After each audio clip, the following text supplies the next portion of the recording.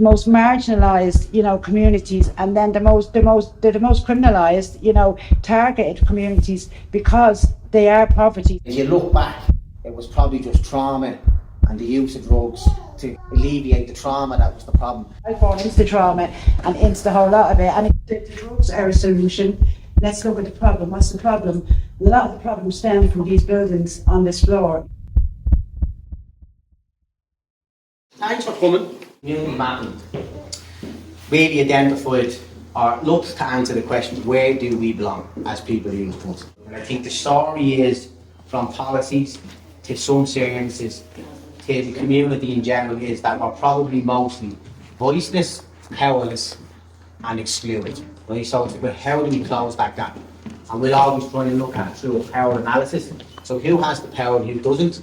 And what we'll mostly say, people like ourselves probably have little or no power. So processes like this and getting you guys here is around closing that gap. Letting people talk directly to people like ourselves, who are all stakeholders in the community, whether you live in the community, whether you work in the community, whether you're involved in policy research, in organisation, whatever it is, everyone who's here has a reason for being here because they have a role in listening to what people have to say. As you travel around the city or live in the city, do you think in most of the places you go to? Yeah, I'd be saying ask the airport or something, because I wouldn't look right, I wouldn't have to wait, or I would look a bit thin, or I would look a certain way, or I wouldn't be dressed this way, or I'd be dirty a bit, or because I'm living on the streets or something. So because he had a suit on him, oh yeah, come on in, you ready to go. And what do you think that does to people? How do you think people feel when that happens? A bit stigmatised. The environment that you grow up in has a lot got to do with how you're going to come out in 20 years or 30 years. So yeah. when I was young, I grew up in Neilstown. I was in the middle of nowhere. So there was nothing for us to do. We had lots of fields, all right, it was great. We had lots of fields.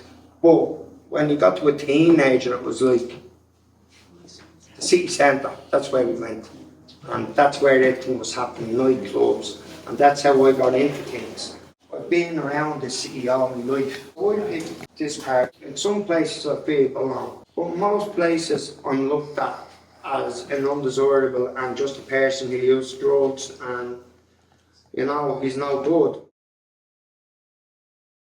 All kids, juveniles, people 23 even, because they probably still live at home where they can go and they can mix with people their own age that are into their sort of things. They can play computers with them, they can play pool, they can play table tennis, instead of just sitting in the house alone on smartphone and looking at people probably getting stoned and saying, I wonder what that's like.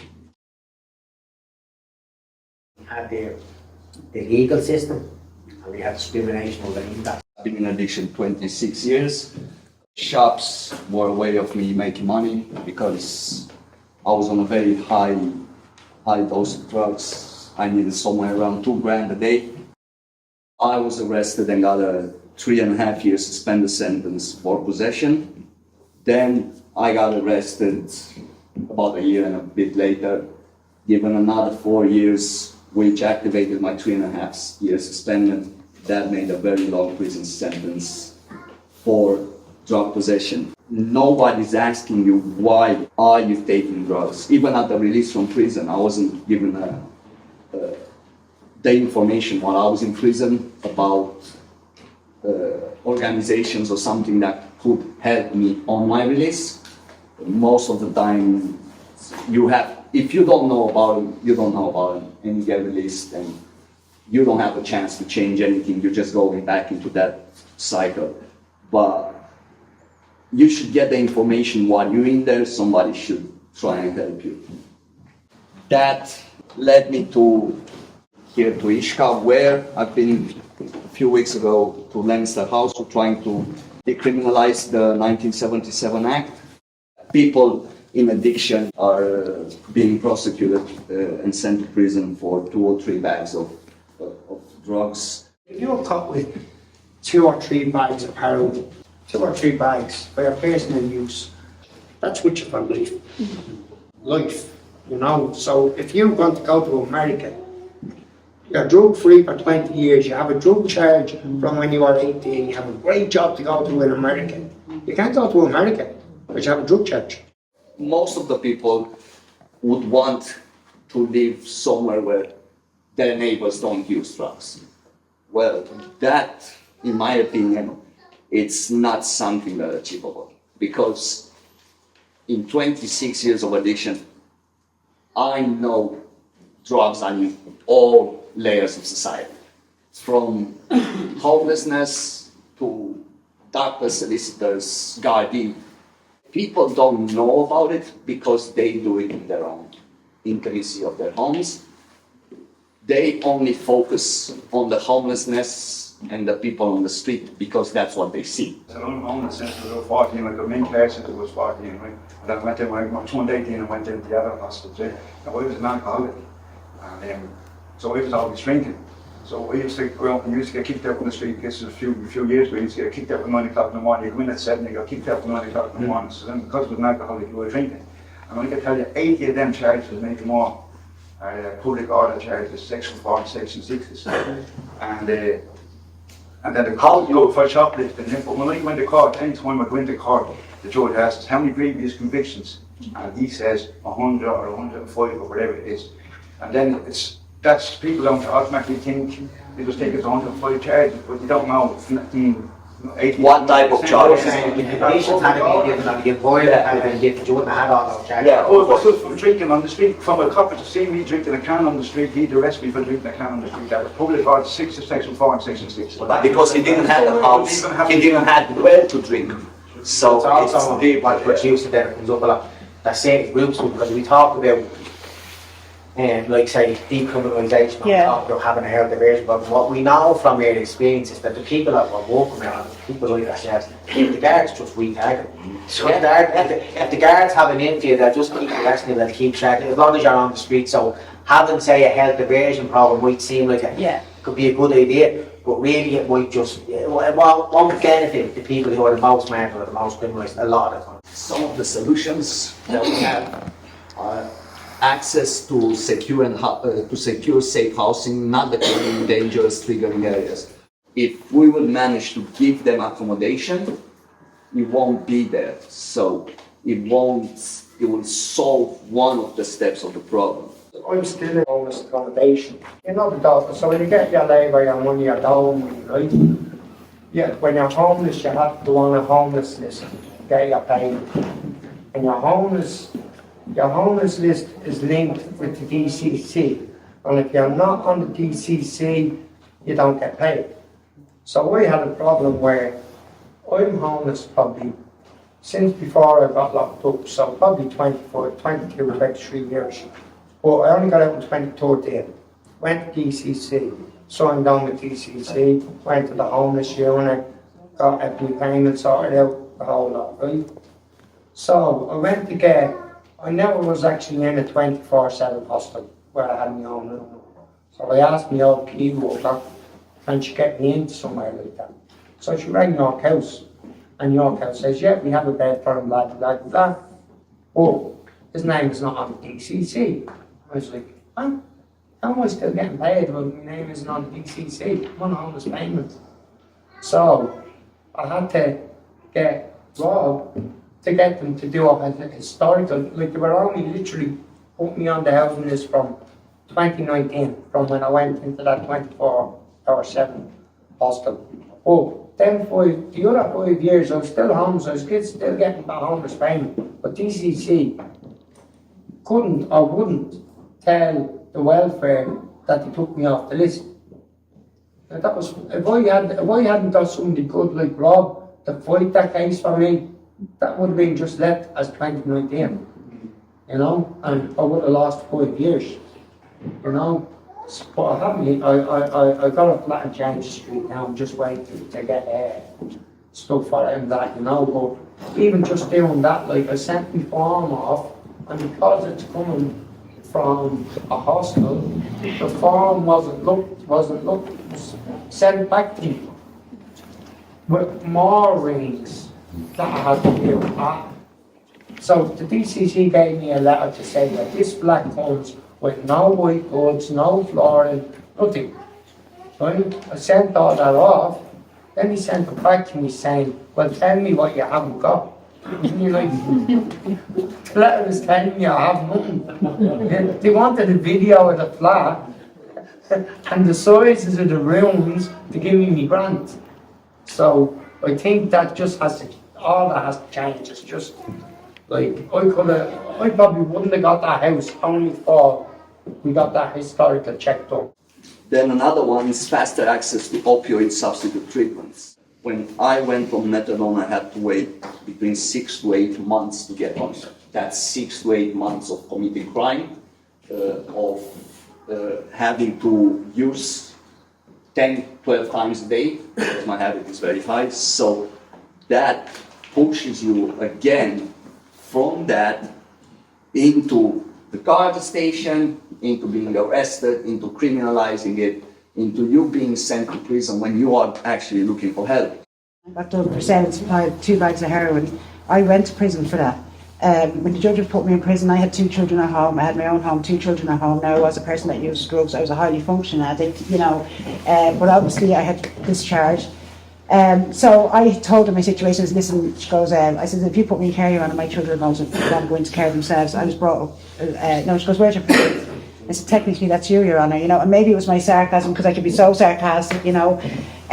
She didn't take to it very lightly. She actually, I played tape forward as to what the impact this custodial sentence would be on me and my family, and she didn't care. She sentenced me to 4 months. A month, the HAP will only pay your rent for 3 months. After 3 months then in prison, your HAP is gone. So therefore, when I came out of prison 4 months later, my children were in care and I was homeless. So therefore, Tulsa had grounds to keep my children because I was homeless. My drug addiction escalated because I didn't have to care for my children for the first time since they were born. I had freedom, and you know, kind of like with the trauma of it all, of ending up in prison, letting my children down, and you know, being homeless the whole lot. I used more. It escalated, you know, the situation. So sometimes the system is designed to disenable us rather than enable us. You know, I believe the judge, you know, should have looked at that as to what it really was, and you know, kind of even that cost analysis, it didn't make sense to keep me in prison for 4 months and pay to my children for 4 months. You know, no one cared about the trauma that had on my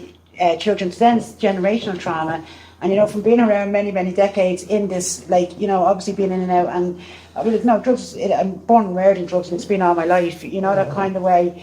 I'm now meeting kids from friends that I know that have died, and they're dealing with the same trauma, the same issues, and they're asking me, I even feel sad thinking about it now, what their parent was like. You know, this needs to stop. It needs to stop. Like, you know, how can anyone, you know, penalise, you know, like someone for being traumatised? And then it just cracked me up, because the guards traumatise us more. I've been in guard stations, I've had my ribs broke while being in handcuffs, you know, but yeah, I'm the criminal. Why am I a criminal? Because the system failed me so many times. You know, I'm so traumatised, I'm using drugs, it's the only way I can cope, and then I'm coming into a situation that should be safe and secure, and these are re-traumatising me by abusing me, but I'm the criminal. Getting criminalised for using drugs and then getting pulled into a system that does offer people support, but it can become a bit of a people say to us, I end up becoming a lifelong victim in the system. I go into this system for support, but my needs get more and more complex when I'm in there, and it becomes harder for me to get out. When if you look back, it was probably just trauma and the use of drugs to alleviate the trauma that was the problem. So the criminalising from the very beginning, that and the road that leads you down, usually is seen as an answer or a solution that will help people, but for a lot of people it just makes things worse. Why do people just not get it? Like, you know, the way we've done it isn't work. That's clearly stated. You know, let's look at the prisons. They're overcrowded now at the moment. Like, they're literally, when I say overcrowded, they're even more than overcrowded. There's 3 in a cell now. These cells were only made for one person at a time, and same with Docus. Why is that? Since 2017 we're supposed to have had that approach. So clearly it's not working. Punishing us isn't working. What it's doing is, but it's funneling the money back into the system, you know, that kind of way. It's going into the government, into the prisons. So there, it's keeping us being punished. Whereas if they were to outsource that money, you know, decriminalise it, you know, personal use, and funnel the money into services that will, you know, benefit the people that they're trying to target. We have solutions there, equal opportunities, policies that create equality and stronger communities. Policy change, give people a second chance, drug charges. I know he's had trauma on the list, Yeah. touched on trauma, and he's had problems We might just capture a few of them together, because they seem to be more very linked when you're talking about it. So do you want to expand on trauma and poverty? Don't see many children in care in the outer areas. You know, it's always the inner city areas, poverty areas, most marginalised areas, because no one understands that community. No one understands how those communities work. You know, so they look at someone's parenting skills as like haphazard or whatever, but it's integrated in the community, you know, and it's judging. They're judging people's parenting skills, you know, and that, like, again, is because they're low poverty areas. You kind of, I know it's very rare to hear kids coming from Foxrock or something into care or whatever, and even if they did, they have other family supports to help them. But I think the areas that we wanted to mark are the most marginalised, you know, communities, and then they're the most criminalised, you know, targeted communities, because they are poverty. I lost custody of my son, so he ended up in jail for one night, and Tusley had no time for Tusley whatsoever. They don't mean no favours whatsoever. They actually ruined my life, to be honest with you, and my son's life. Now it's a ripple effect, because what happened to me is actually impacting on my son. So he's down on the streets now, and he's doing what he's seeing growing up. You know what I mean? So, but anyways, there's a good ending to it, you know, it's not all doom and gloom. I fought the system. I fought the Dublin City Council, the solicitors and this, that and the other. Went to the TDs, local TDs and whatever, and I ended up getting housed about 7 months ago, just down Ballybock there. So, and I got custody back of my son. You're thrown out of the care system when you're 18. So if you're in the care system, it means you haven't got one or that. So you're thrown out when you're 18 and you have to go to a hostel. And when you go to a hostel, there's no hostels that are actually drug-free. You know, you go to a hostel, there's drugs around it. So if you're a person that has no idea about drugs, you're coming from the care system, you're an 18-year-old kid, you're coming into this hostel and everybody is using drugs around you. Of course you're going to follow the lead, man, they're your peers, you know. So I think a lot of policy changes have to be made, and I think the people who are affected and experience the drugs themselves should have some sort of say in the policy making. Less trauma, less people in care, and will make less people in prison. I worked in academia and I've been involved with this. I've been around drug policy for a long time. And just been but what brought me into drugs a long time ago was I was a social worker, and some of the stories really still strike me from yourselves. But there was a very good example, I think, of where people who use drugs and socials got together, and I was involved a long time ago now in setting up the Healthy Children's Project. And that project was born out of people's experience of social work and what they want to change. And as a project, it was funded by the task force, and it was funded by the then Northern Area Health Board, and it worked very well. I mean, it did a lot of good work in terms of stuff. I'm now in my day job. I now have 80 social workers in training in Maynooth.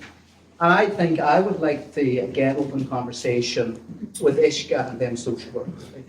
You know, start chatting about their experience and what you experience, and hear their side of the story as well, and you tell their side of the story, and I will be open to that. I was going to pass on to Paul now. I done social studies, and I couldn't understand why there wasn't a person that had gone through it being able to sit there and speak to the future social worker. It might educate them. No one understands that community. No one understands how those communities work. But one person who I did work with as a child is now a social worker. Through my program. That's the person I would have loved to have as a social worker when I was a child. So there is, because there's social workers out there still today, and I have them still happening today. I'm clean now, they're gone, thank God. But they're still all over me. They haven't got a clue what they're doing. So younger than basically I could be that father. Of course, and that's always going to be but it's a way of actually engaging, because I agree with you, I mean, would you have lived experience and you have knowledge? And that is well documented, and that knowledge is so important, and we need to get that into the Yeah, it needs to get Because they there, yeah. also, you wouldn't believe And it, they listen. also come, they're also quite fearful sometimes. Well, you see, I You know, can't and understand engaging with that. Yeah, So we'll talk about that. Yeah. I came through the social worker system myself, daughter came through the social worker system. Now I have a granddaughter, so I don't know, it's sort of like a ripple effect. Yeah. Like what affected me affected my daughter, what affected my daughter affected my granddaughter. And that's the way it seems to be going on, yeah.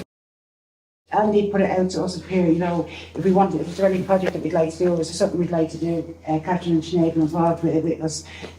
We had, it kind of happened organically, as we'd say, you know, we've done a group around women that have children in care and the impact that has had on them and on their children, you know, and it was actually such a powerful group that we decided to maybe develop that a little bit more and kind of go out to other services and look at it and maybe get a whole collective and kind of approach Tulsa with it and say, well, look, this is as a trauma-informed view of what's going on. So yeah, we're working on that. Everybody who's involved in services and policies, anything should be hearing our voices.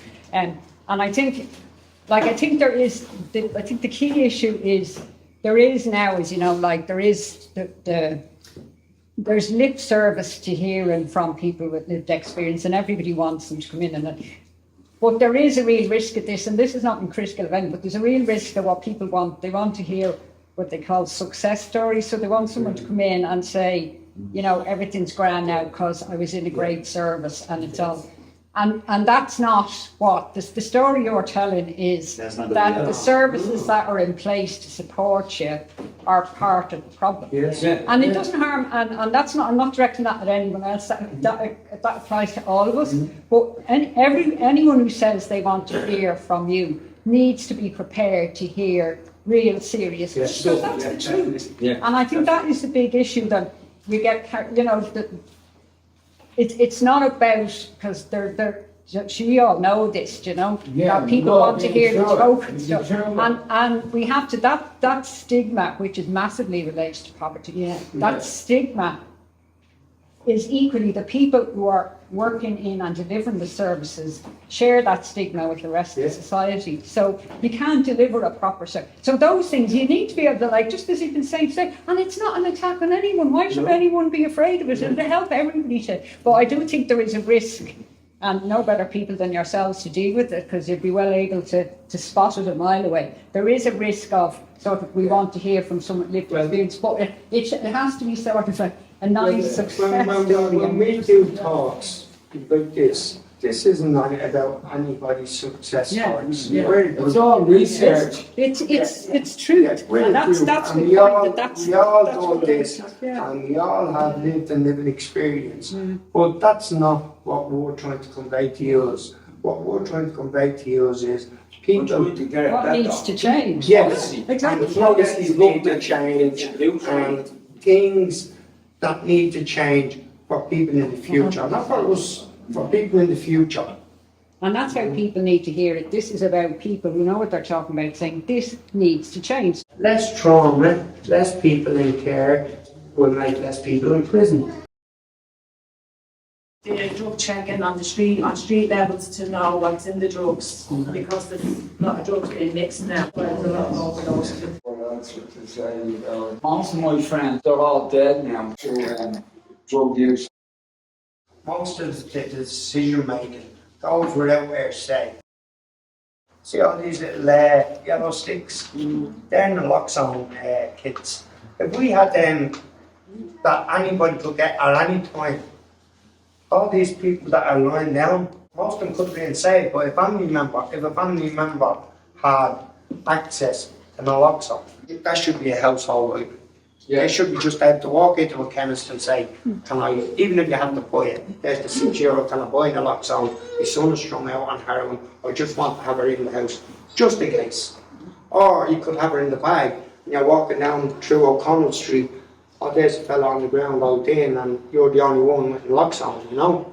Whereas everybody around that person, 4 or 5 people should have naloxone. It should be like on the street corner, on vendors, you know? We have it in America. And vending machines. It needs to be widely available everywhere in Ireland.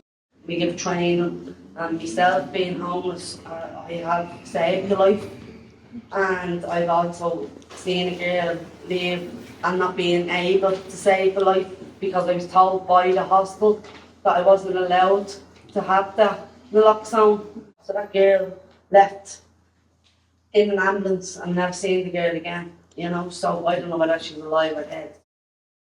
There's something changing in the drug trend because we know the peer, we have a great relationship with 90% of the peer. I kept going to, and it's something different, there's something happening, I know I can feel it. I've lived through drought, I've lived through contaminated, as some of our peer have. We're the experts, you know. I kept going to Andy and Andy was like, right, okay, he said he could see, he sent off an email, and I know someone else in the room sent off an email as well, but we weren't listened to. We were like kind of shut down because of it, not shut down, but they were resistant to hear us, you know. Then there was a webinar, and I said it to Rob, I said, you know what, I was looking at the webinar for, you know, the night is in, and, you know, the line-up, the whole lot. Not one person that has lived experience was on that, you know. We were out on that street, we saw a change in it. You know, who's in a better position than one of the peer from this organisation to be sitting on that webinar where it's about keeping the community safe. What community? It's a community of experts on a panel. There's not one person with lived experience, so therefore the target audience is not being targeted. This here is the knowledge in the room that we go out and we transfer the information, we receive the information, we come back and we unpack it, you know, down to the nitrazine thing, and we didn't feel we were being heard. We implemented our own overdose prevention strategy. We went out during the nitrazine epidemic. Like ourselves as an organisation, we came together weekends, like, you know, we're a Monday to Friday organisation, but it was that important to us, you know. But because we're people we're people that use drugs and we're peer, we weren't given the same recognition as other organisations that are staff-led. You know, they kind of like put the shining lights on this, well, look at this, but let's look at the real work. Let's look at who's targeting the audience that you're trying to pick, like, you know, target. There should have been a person that had lived experience. There should be a person that had lived experience on every panel, because you know what, they have to hear people's voices, otherwise they can't. I say this now, everyone laughs at this one. If you're going to build a hotel, you're not going to get an engineer that, you know, kind of makes Ferraris to come and run your hotel. Because otherwise, you know what, you won't know what you have. But yet, these people that have this education thing, you know, that they know better than people that have experience. Experience beats all arguments, and I leave it at that. It's going to be effective drug prevention curriculum in schools created and facilitated by people who have lived experience. So that's in schools, like some schools are told when they're young about drugs, which I think should be. This hospital, you have like a card with your picture on it and a magnetic band. You go there, wipe it, it shows all your medical records, how much is your dose and things like that. And you don't go in a cubicle, and you have, they come in with the tray with the heroin on it. We can have it in there, and then you have like 40 minutes waiting room where you can wait and calm down and things like that. So a lot of people wouldn't OD in bushes and around corners of the street, on the street, if we had things like that. I think some of it's In parks. I think some of it's down to stigma and shame, and how people are just treated from the beginning. Well, let's look at like the safe injections facility, you know, kind of how long that's taken us to actually get that now. Like, hopefully it'll be set up next year. But, you know, it's even that in itself, the blocks that society are putting, you know, the way of that actually happening, you know, it's kind of like schools are nearby, this is nearby, this is nearby. I'd be of the opinion that's more reasons to get this thing up and running, because then you're taking, you know, where people have no choice. When you're giving them nowhere else to go, where else are they supposed to go? You know, you can't kind of say... With the vigilantes, you go on the street somewhere and you try, because you don't have it. You're homeless, you're not allowed to take it inside your hostel because you're going to lose your bed.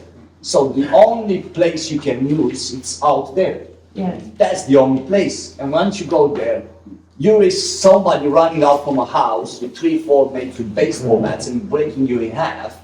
So even society doesn't want to let us use that. So why not open one of the safe injecting sites? Why not? I don't see any downside on it. See, these self-injection zones might help the younger generation from seeing, because there's a place to go. The people that are on drugs now will go to these safe injection places, but then the younger generation looking at it, they probably be inclined not to sort of go there, because that's, so it sort of keep people away from drugs as well. So it's going to be Something safe for people in the street who want to see anything happening. I was born in a city, like, do you know what I mean? So I was born into the trauma and into the whole lot of it. And if the drugs are a solution, let's look at the problem. What's the problem? And a lot of the problems stem from these buildings on this floor. So we find the system being very traumatised, and I believe it re-traumatises on a daily basis, and a lot of the decision making, you know. So our voice has been taken from us for so long, so this is our opportunity, like, you know, to put our voices in, you know, and a lot of these services in here will be re-traumatising us on a daily basis, and then, you know, that impacts our mental health. It's like, well, why? When you're a person that uses drugs, everything else doesn't matter, you know, your mental health doesn't matter, your physical health doesn't matter, you're a person that uses drugs, you're labelled solely as that, you know. It doesn't matter how much you evolve through life, you know, if you want to get drug free, you want to do this, you want to do whatever you want to do, or even if you want to remain using drugs, and, you know, you don't have a voice in society, you're not entitled to your voice solely because you're a person that uses drugs, and I find that can be very discriminating,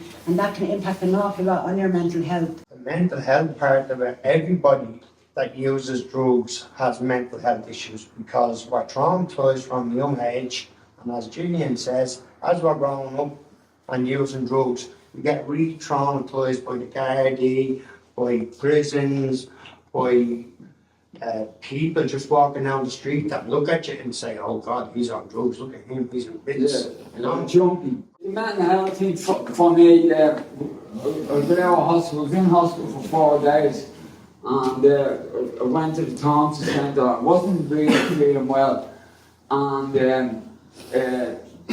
when I went in, he said, go home and have a bath. He didn't say, do you need a psychiatrist? Like, can we get you to see a doctor now? Like, go home and take a bath. Like, that was it. The minute I got out of hospital, I know I used to go anywhere. Like, I was really sick, and I couldn't believe it. Do you know what I mean? Like, just send home to take a bath. Like, they should have said, do you want to see a psychiatrist? Do you know what I mean? And have a chat, or a one-to-one with one of the caseworkers there. And it just didn't happen. Do you know Why what I do mean? you think that was? I don't know, like, it was just like, you're out of hospital, figure it out yourself and go home. You know what I mean? And I'm going to that place like over 25, nearly 30 years. Like, so I'm handcuffed to the place. Do you know what I mean? So just seeing me as a regular drug addict, move on, do you know what I mean? That's not nothing got to do with us. The mental hospital is the problem, we're not the problem, do you know what I mean? But, you know, we're always sick, like, you know. I just mentioned homeless as well when it comes to psychiatrists. I'm in psychiatry since I was 14. And once you mention homeless, that you think that they connect homeless to your psychiatric. You know what I mean? So I say that's the reason why. They don't even understand the trauma of being homeless. Yeah. Like, you know, kind of, if you were to take someone out of society and put them into emergency accommodation, you know, in a room with 6 other people having to live, you know, and use toilets or whatever, that in itself is traumatising. If you go to, like, the biggest one, Pierce Street, it's very hard to get psychiatric help in Pierce Street. That's the National Drug Treatment Centre. And it's very hard to get.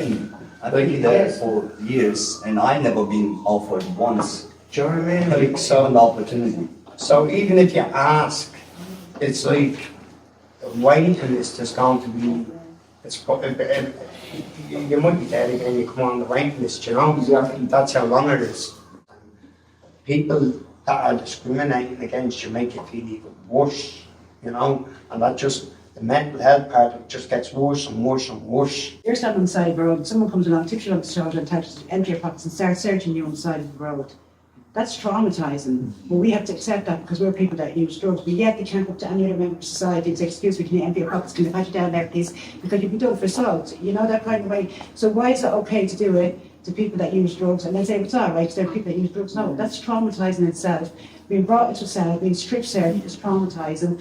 A lot of these services are traumatising because they punish us. Irrespective of whatever we do, it's like across the board punishment, you know. You access like drug treatment centres, you access recovery centres. You know, if you don't meet the requirements of what their expectations of you are, then you're punished. But they never care to ask us, like, you know, what our input into it is. Like, do you know what I mean? And it could make things a lot different if they actually listen to us. It's the one sector that feels that, you know, people that use drugs shouldn't have a voice in it.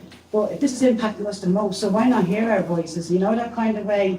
And then we can maybe alleviate some of the mental health issues and some of the traumas if we look at it as a more health-led, compassionate approach and take the judgment and the stigma out of it, because we're not going to judge, like, you know, stigmatise our way out of this. You know, we've tried it for years, it hasn't worked. It needs to be compassion, empathy and understanding, and for us to re-educate society around trauma and the impact that trauma is. You know, if you were to sit and listen to people's stories, genuine stories, mine included, you sit there and you say, how is this person actually sitting there fighting the way they are? And the majority of us in this room and the people that are still out there, that's what they're dealing with. They're trying to unpack the trauma with no supports, no services, no nothing, you know, and it's a massive ask to do without the drugs, because in reality, you know, drugs kept me alive for many years because my trauma was so, like, deep and rooted that I couldn't unpack it myself and I had nowhere to go with it. So, you know, don't judge people because they're doing what society should be doing for them. We're just giving them the services, like, you know, health, you know, let it be held, like, rather than punishing them and criminalising them, you know,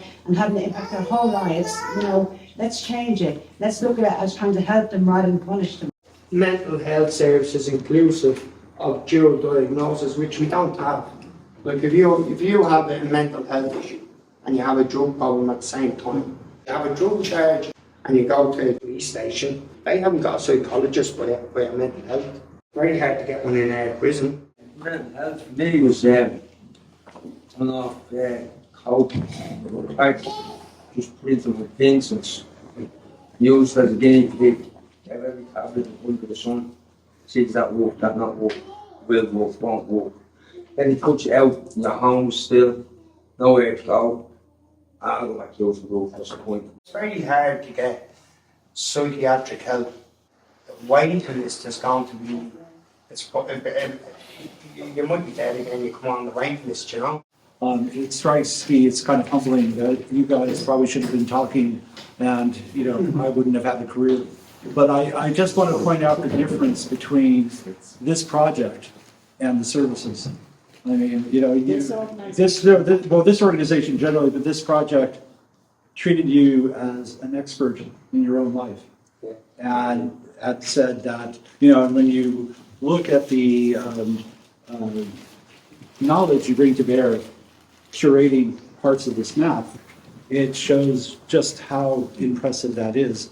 And sadly, addiction services has been the most resistant, along with mental health, the most resistant services to person-patient centeredness, to going up to somebody and saying, tell me what you need, and let's see what we can do to build the services around you. I think there's a lot in the healthcare where we're cut off. You know, you can have a full-blown conversation with a doctor for 10 minutes and all he hears is the person that uses drugs and you're treated accordingly, you go into nurses, everything. Once you're using drugs, the stigma is automatically in there. You have safety net here, so doctors who understand the impact of trauma and social deterrent, you know, instead of doctors that just come in and say to you, how do you feel today?